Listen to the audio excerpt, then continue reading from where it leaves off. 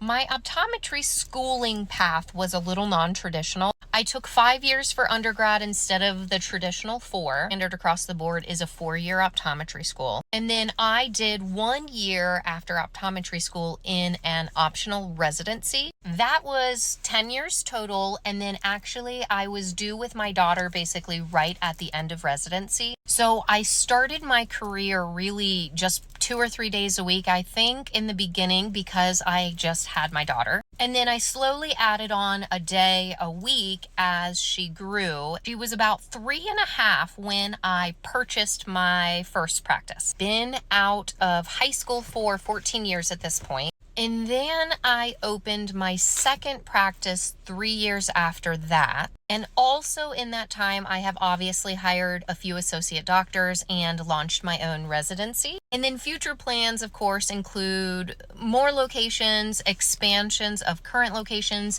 expansions into new specialties and services, which kind of brings me back to part of your other question is where I see the longevity of this career. I'm going to answer that a little more globally with how I view healthcare in general changing.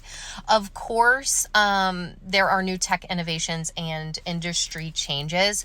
It's kind of like the name of the game right now is flexibility. So I think globally, if you want to go into healthcare, I think it is important to be able to pivot and work with these new technologies, use them to our advantage. We just have to be creative and think outside of the box.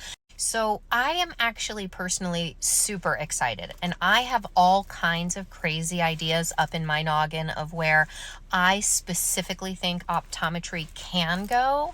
We just all have to be able to push it there and expect excellence and make it what we want it to be. I think we can use these technologies and innovations to our advantage and really morph the entire industry.